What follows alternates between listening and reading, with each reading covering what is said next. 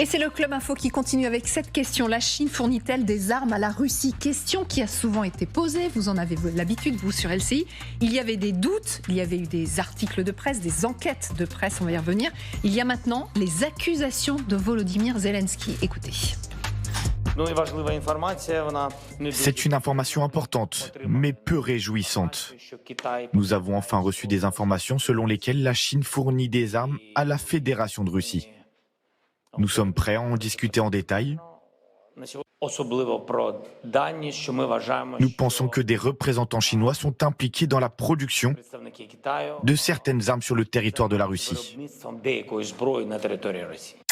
L'analyse maintenant de nos invités. Christian Maigrelis, bonjour. Vous êtes ancien conseiller de Gorbatchev, on le rappelle, et auteur du livre « Le naufrage de l'Union soviétique, les choses vues ». Vincent Crouzet, bonjour. Bonjour Magali. Expert en renseignement, écrivain, auteur de « Comment vivre dans un monde en guerre ». Alors c'est l'un de vos nombreux ouvrages également. Et Magali Barthès, notre éditorialiste. Bonjour Magali. Bonjour. C'est la première fois que Volodymyr Zelensky va aussi loin dans cette accusation-là. Oui, et il dit qu'il apportera des preuves, parce que pour le moment, il accuse, mais il ne nous donne pas de preuves, quand même. Et c'est vrai que cette collaboration entre la Chine et la Russie, elle est regardée de très très près, notamment par les Américains, depuis le début de ce conflit. Et on sait ces soupçons d'envoi d'armes, enfin de matériel à double usage, exemple des drones, oui, par exemple, qui en fait ont servi et continuent probablement de servir à la Russie sur le front. Mais là, manifestement, Zelensky va plus loin. C'est-à-dire qu'il parle quand même d'entreprises chinoises qui aideraient les Russes sur le sol russe. La question qu'on peut se poser, on sait que une immense majorité des obus russes viennent de Corée du Nord. On va y revenir, ça. Ouais. Ah voilà, il parle de poudre à canon. Donc c'est vrai qu'on se demande à ce moment-là si c'est pas la Russie, si c'est pas la Chine qui fournit cette poudre à canon. Mais ce qui est intéressant, c'est aussi le timing, c'est-à-dire qu'il accuse la Chine maintenant. Il a accusé récemment, vous savez, on avait montré ces images de Chinois qui s'étaient enrôlés dans les rangs russes. Et là aussi, on se dit que cette façon qu'il a aujourd'hui de pointer en permanence la Chine, c'est certainement une façon d'appeler aussi au réveil des Américains, puisqu'ils sont en guerre commerciale ouverte maintenant avec la Chine. Est-ce que Zelensky avait ces informations avant et qu'il décide de les sortir maintenant? Il y a beaucoup de questions qui se posent. Mais encore une fois, ce qui manque là, ce sont les preuves, ce sont les informations. Exactement. Les accusations, c'est une chose. Maintenant, on veut voir les preuves. Oui, c'est vrai qu'il affirme qu'il les aura la semaine prochaine et qu'il va les montrer, ces preuves. Il a intérêt à ce que ce soit crédible. Il n'a pas intérêt à lancer ces accusations en l'air. Il a intérêt à ce que ce soit crédible, évidemment. Je connais bien le secteur militaire de la Russie, puisque j'ai travaillé dans ce secteur pendant plus de 15 ans, à l'époque où on démilitarisait les usines. Donc il s'agissait de transformer les fabricants de poudre en fabricants de sucre en poudre, grosso modo, pour faire vite. Et je sais que la plupart de ces usines ont été fermées. Elles sont rouvertes maintenant. Et pour les rouvrir, il faut des capitaux. Et les Chinois sont les seuls investisseurs en Chine aujourd'hui, puisque tous les Occidentaux ont disparu. Par conséquent, que des Chinois aient pris le contrôle d'entreprises pour pas cher, d'entreprises russes pour pas cher, et que ces entreprises russes soient dans le circuit militaire, ça ne vous étonnerait pas. C'est évident. Mais de là à dire que ça entraîne, que ça implique la Chine en tant que République populaire, je ne crois pas. On peut avoir des investisseurs individuels. C'est comme ces soldats qu'on a trouvés l'autre jour, qui étaient des Chinois, et puis finalement, ils s'étaient engagés volontairement et indépendamment de leur gouvernement. Si jamais c'était vrai, quelles pourraient être les conséquences? Alors sans doute les conséquences par rapport à Donald Trump et ses relations avec la Russie, avec la Chine. Plus globalement, est-ce que l'Occident serait amené à réagir ou pas? C'est compliqué, notamment dans le cadre de la guerre commerciale qui est engagée, puisqu'on observe un rapprochement entre la Chine et l'Europe, notamment au cours de ces derniers jours contre l'Amérique de Donald Trump. Donc il faut faire aussi rentrer cette considération en jeu dans ce contexte. Ce qui est intéressant, et je crois qu'il faut changer de focale en ce qui concerne les Chinois, alors allez-y. avec les services de renseignement occidentaux pardon, à chaque fois je dis les services de renseignement occidentaux, pensent en fait que les Chinois ont tout intérêt à maintenir le plus longtemps possible ce conflit et à aider donc les Russes à le poursuivre. Pourquoi ? Parce que chaque jour qui passe affaiblit la Russie et met finalement la Chine en position de leadership d'un autre monde, le monde de ce qu'on appelle le Sud global ou bien les pays non alignés. Et finalement, petit à petit, jour après jour, la Russie devient le vassal de la Chine. Et puis il y a un deuxième point, c'est que les Chinois gagnent énormément d'argent. Alors, on réentend Volodymyr Zelensky, mais c'était pas voulu. Vous êtes interrompu par le président ukrainien, ça ne s'invente pas. Mais vous pouvez poursuivre. Et puis les Chinois, ils gagnent chaque jour énormément d'argent sur les transactions pétrolières, sur ce qu'on appelle la flotte fantôme, etc.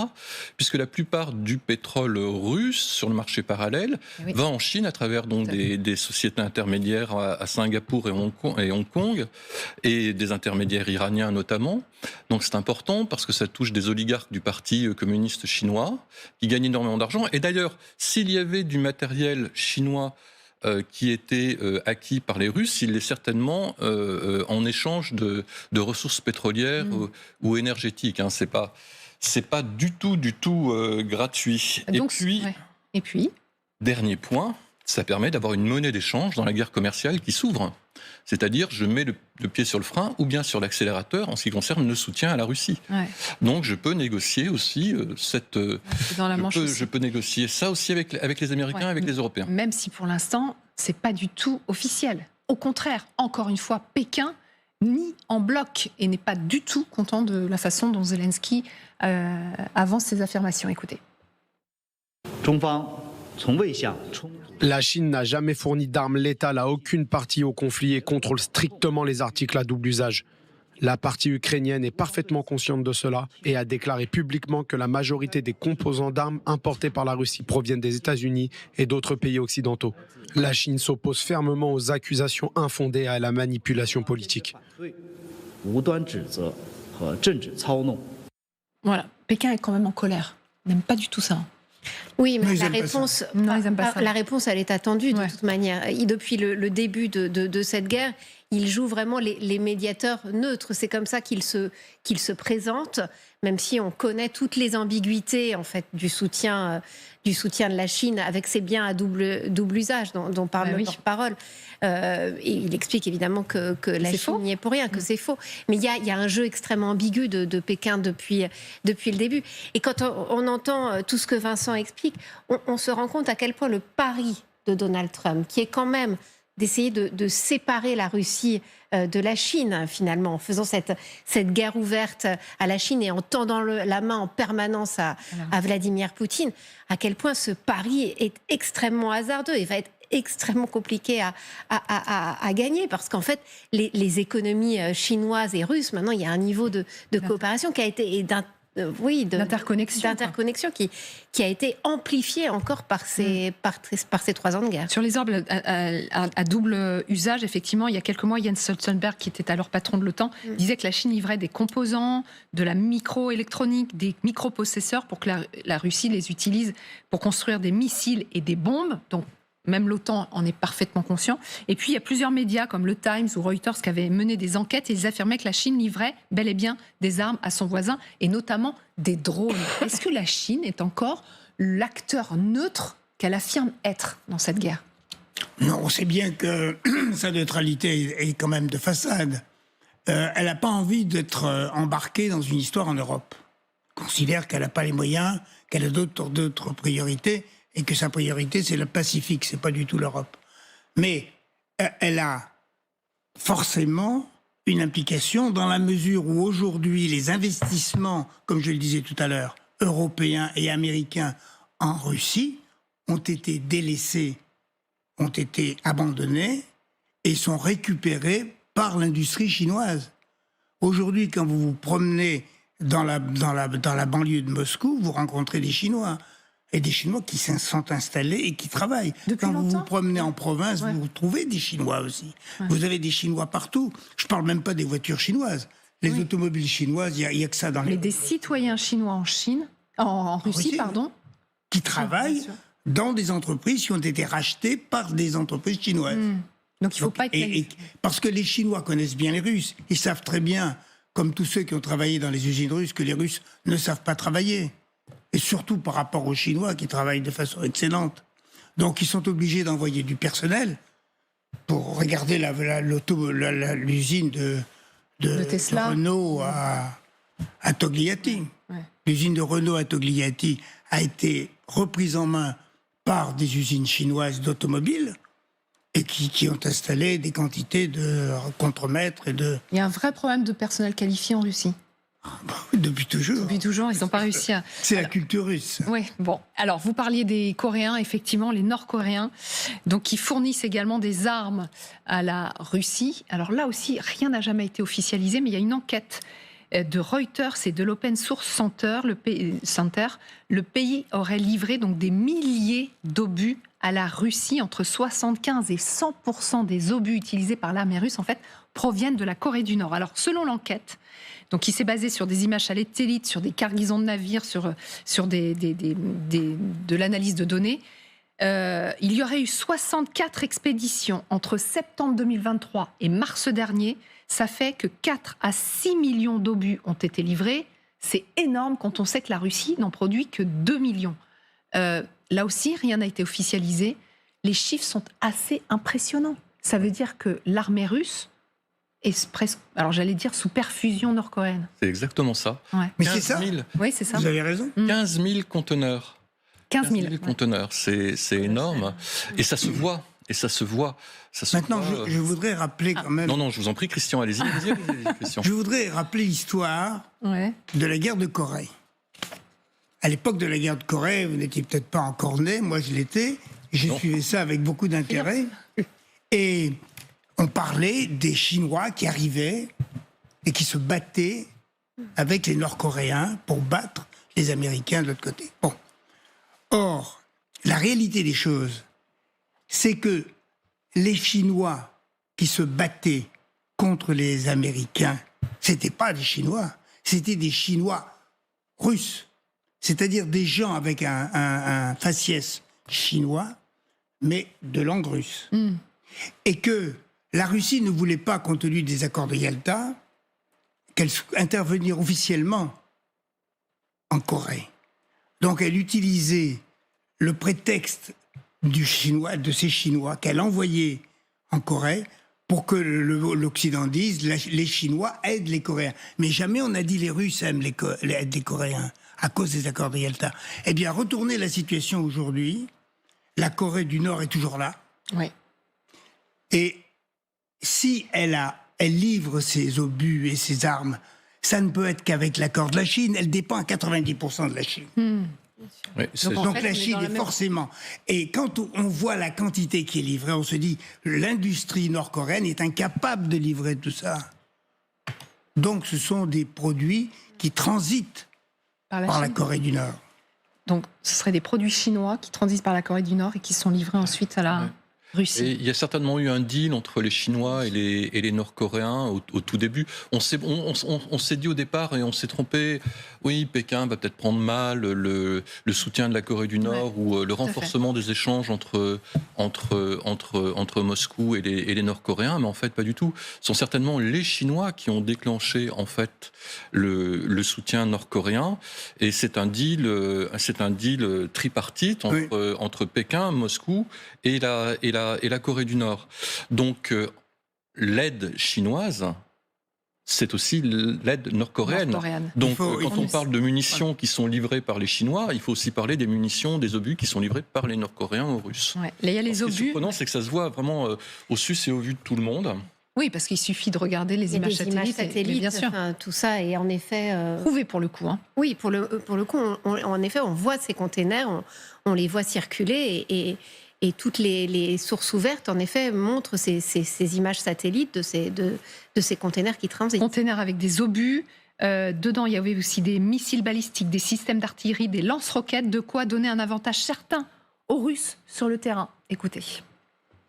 On peut dire que la Corée du Nord a empêché la Russie de perdre cette guerre. Les obus d'artillerie de la Corée du Nord sont un impératif stratégique. Sans le soutien de la Corée du Nord, Vladimir Poutine échouerait dans cette guerre en Ukraine. Alors, très intéressant, échouerait. Alors, regardez ce que dit le rapport de l'Open Source Center qui a participé à cette enquête. Si rien n'est fait, ce flux d'armes pourrait faire pencher davantage la balance en faveur de Moscou et accélérer les risques sécuritaires à l'échelle de l'Europe et de l'Asie de l'Est. Voilà ce que dit le rapport.